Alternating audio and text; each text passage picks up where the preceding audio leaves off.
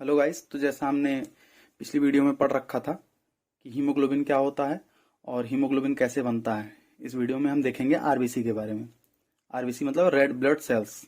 आइए देखते हैं रेड ब्लड सेल्स हैं क्या।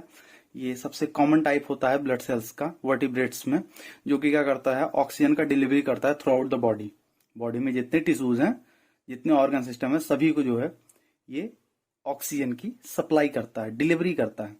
ओके, इसका लाइफ स्पैन देख रहे हैं 120 डेज का होता है। जैसा कि आप अगर देखेंगे रफली, तो ये आरबीसी सेल है, ये मेच्योर आरबीसी सेल है। तो इसमें मेनली प्रोटीन में हीमोग्लोबिन, आप जैसा हम लोग पढ़ चुके हैं, ग्लोबिन प्रोटीन होता है, प्लाज्मा मेम्ब्रेन। ये कॉनकेव डिस्क की तरह होता है। ओके, बीच में पतला और किनारे किनारे साइड में मोटा, तो ऐसा साइड। और इसकी थिकनेस जो होती है 1.5 टू 2.5 माइक्रोमीटर। तो आगे देखते हैं आरबीसी का कहाँ फॉर्म होता है, रेड बोन मैरो में। आरबीसी का फॉर्मेशन जो होता है वो रेड बोन मैरो में होता है। ओके, रेड बोन मैरो में कहाँ, रेड बोन मैरो में क्या होता है, स्टेम सेल होता है। स्टेम सेल जिससे हमारी लगभग सारी कोशिकाएं जो है ब्लड सेल्स की वो बनती हैं, उसको हम स्टेम सेल्स कहते हैं। वो रेड बोन मैरो में होता है, जिससे बनता है। हीमोपोइसिस क्या है, formation of blood cellular component. Blood cellular component के फॉर्मेशन को क्या कहते हैं, हीमोपोइसिस।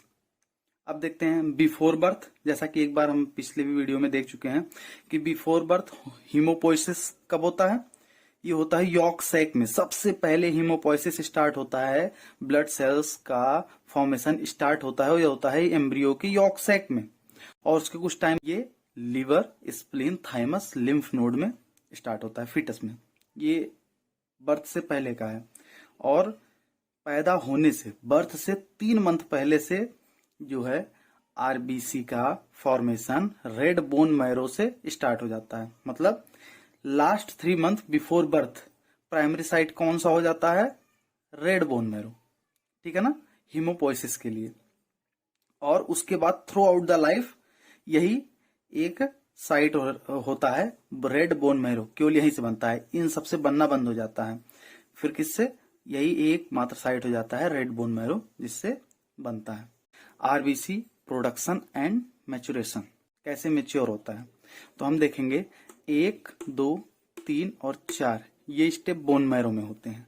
इतने 1, 2, 3 और 4 ये बोन मैरो में होता है। और ये वाला पोर्शन जो है, इसको इरेथ्रोसाइट बोलते हैं। मेच्योर आरबीसी ये हमारे ब्लड सेल्स में आता है, जिसका लाइफ स्पैन कितना होता है, 120 डेज होता है। ओके, सबसे पहले देखते हैं प्लूरीपोटेंट हिमेटोपोइटिक स्टेम सेल। हमने बोला था स्टेम सेल से ही फॉर्मेशन होता है। स्टेम सेल से कुछ प्रोसेस के बाद प्रो इराइथ्रोब्लास्ट का फॉर्मेशन होता है। इसमें इसका न्यूक्लियस और ऑर्गेनेल्स होते हैं। ओके, फिर अगर हम आगे देखेंगे तो आगे इराइथ्रोब्लास्ट का फॉर्मेशन होता है, जिसमें से कुछ ऑर्गेनेल्स गायब होते हैं, मतलब कुछ ऑर्गेनेल्स जो है डिसअपियर हो जाते हैं। और इसमें भी न्यूक्लियस होता है और डेवलप्ड फॉर्म में होता है। लेकिन आगे देखेंगे जैसे जैसे इसका मेच्योरेशन होता है, जैसे जैसे आरबीसी मेच्योर होता है, क्या होता है कि उसका कुछ ऑर्गेनल्स और न्यूक्लियस, सेल्स का ऑर्गेनल्स और न्यूक्लियस दोनों धीरे धीरे डिसअपियर होने लगता है, गायब होने लगता है। ओके, तो यहां देखेंगे रेटिक्यूलोसाइट। इसमें हमारा जो है, अगर ध्यान से आप देखें तो इसमें न्यूक्लियस नहीं है और बहुत सारे ऑर्गेनल्स भी डिसअपियर हो चुके हैं। ओके, इसको बोलते हैं रेटिक्यूलोसाइट। ये जो है 3 दिन बोन मैरो में, ये 3 दिन कहा, बोन मैरो में, और बाकी 1 दिन ब्लड में बिताता है, ये रेटिक्यूलोसाइट। और फिर इसी रेटिक्यूलोसाइट के रिमेनिंग ऑर्गेनल्स जो हैं वो लॉस, मतलब डिसअपियर हो जाते हैं। और फिर ये ब्लड में जो है मेच्योर आरबीसी के रूप में 120 डेज अपना लाइफ स्पैन पूरा करता है। ओके, इरेथ्रोपोइसिस रेगुलेशन, अगर हम बात करें इरेथ्रोपोइसिस रेगुलेशन की, तो ये निगेटिव फीडबैक सिस्टम के थ्रू रेगुलेट होता है। किसके through, negative feedback system. Okay, तो हम देखते हैं निगेटिव फीडबैक सिस्टम के थ्रू कैसे रेगुलेट होता है। तो सबसे पहले अगर हम बात करें तो अगर कोई स्टिमुलस, ये मेनली देखेंगे टिश्यू हाइपोक्सिया। हाइपोक्सिया मतलब lack of oxygen, tissue hypoxia मतलब लैक ऑफ ऑक्सीजन। यही एक स्टिमुलस होता है जिसके थ्रू जो है निगेटिव फीडबैक सिस्टम स्टार्ट होता है आरबीसी फॉर्मेशन के लिए। अगर हमारी बॉडी में टिश्यू लेवल पर ऑक्सीजन कम होता है तो उसको टिश्यू हाइपोक्सिया कहते हैं। और टिश्यू हाइपोक्सिया एक स्टिमुलस का काम करता है, कहाँ के लिए? किडनी सेल्स के लिए। अगर किडनी सेल्स को ऐसा लगेगा कि टिश्यू हाइपोक्सिया की कंडीशन आ गई है तो वो एक स्टिमुलस का काम करेगा, किसके लिए? किडनी सेल्स के लिए। किसके लिए? ये किडनी है, इसकी सेल्स के लिए एक स्टिमुलस का काम करेगा, जो कि kidney cells as a receptor काम करेंगे उस स्टिमुलस के लिए, और किडनी सेल्स डिटेक्ट करेंगे कि ऑक्सीजन का लेवल कम है। तो फिर क्या होगा? किडनी सेल्स फिर क्या करेंगे? इंक्रीज करेंगे इरेथ्रोपोइटिन हार्मोन। किडनी क्या करता है? इरेथ्रोपोइटिन हार्मोन का सिक्रीशन बढ़ा देता है। ये इरेथ्रोपोइटिन हार्मोन जो है क्या करता है? आरबीसी के मैच्योरेशन में हेल्प करता है, जल्दी जल्दी आरबीसी को मैच्योर करने लगता है। ओके, तो ये किडनी क्या करता है? इरेथ्रोपोइटिन हार्मोन के सिक्रीशन को बढ़ा देता है, ओके, ब्लड में। तो अब जैसे ही इरेथ्रोपोइटिन का सिक्रीशन बढ़ जाएगा, ब्लड में इसकी कंसंट्रेशन बढ़ जाएगी, तो क्या होगा? Pro erythroblast in red bone marrow mature more quickly into reticulocyte. अभी आपने देखा रेटिक्यूलोसाइट जो 3 दिन बोन मैरो में और 1 दिन ब्लड में रहता है, और फिर कन्वर्ट किस में हो जाता है? इरेथ्रोसाइट में।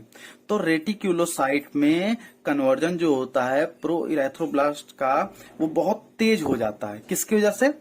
इरेथ्रोपोइटिन। इरेथ्रोपोइटिन की वजह से रेटिक्यूलोसाइट का मेच्योरेशन जो है वो बहुत तेजी से मोर क्विकली मेच्योर होकर रेटिकुलोसाइट में कन्वर्ट हो जाता है। कौन? Pro erythroblast. ओके, इसके आउटपुट क्या निकल के आएगा? More reticulocyte enter circulating blood. Circulation में रेटिकुलोसाइट का क्या होगा? नंबर्स बढ़ने लगेगा। रेटिकुलोसाइट एक ही दिन में तो चेंज हो जाता है इरेथ्रोसाइट में, आरबीसी में। तो हम देखेंगे कि large number of RBC cells in circulation. Effect में क्या आया कि ढेर सारे आरबीसी सेल्स हमारे कहा? सर्कुलेशन में आ गए। आरबीसी सेल्स बढ़ जाएंगे तो ऑक्सीजन को कैरी करने वाले हीमोग्लोबिन भी बढ़ जाएंगे, क्योंकि आरबीसी के भीतर मिलियंस ऑफ हीमोग्लोबिन होता है, जैसा कि हमने पढ़ रखा पिछले वीडियो में। तो इससे क्या होगा? ये इंक्रीज कर देता है O2 के ऑक्सीजन के डिलीवरी को टिश्यू लेवल पर। टिश्यू लेवल पर यह ऑक्सीजन की डिलीवरी को इंक्रीज कर देता है, और जैसे ही टिश्यू लेवल पर ऑक्सीजन इंक्रीज होगा, फिर ये एक स्टिमुलस की तरह काम करेगा किडनी सेल्स के लिए। ओके, और जैसे ही किडनी सेल्स को प्रॉपर ऑक्सीजन मिलने लगेगा, फिर से ये इरेथ्रोपोइटिन के सिक्रीशन को नॉर्मल कर देगा। घटाएगा नहीं, वो घटाकर नॉर्मल करेगा, ना कि कम करेगा। कम नहीं करेगा, वो नॉर्मल पे लेकर आएगा। ओके, और जैसे ही जो है ऑक्सीजन का लेवल टिश्यू लेवल पर बराबर हो जाएगा, जितना रिक्वायर्ड है उतना अगर मिल जाएगा, तो फिर से होम्योस्टेसिस कंडीशन अचीव हो जाएगी। इरेथ्रोपोइटिन का सिक्रीशन नॉर्मल हो जाएगा और ऑक्सीजन का सप्लाई जो है वो चलता रहेगा। अगर दोबारा टिश्यू हाइपोक्सिया की कंडीशन आती है तो दोबारा ये पूरा एक चैन चलेगा, और फिर आरबीसी जो है वो सर्कुलेशन में इंक्रीज होगा। जैसे इंक्रीज होगा, ऑक्सीजन की डिलीवरी जो है टिश्यू लेवल पर इंक्रीज होगी, और फिर वो क्या होगा? होम्योस्टेसिस दोबारा से अचीव कर लेगा। ओके गाइस, तो अगर वीडियो हेल्पफुल लगी हो तो आप इसको ज्यादा से ज्यादा शेयर करना।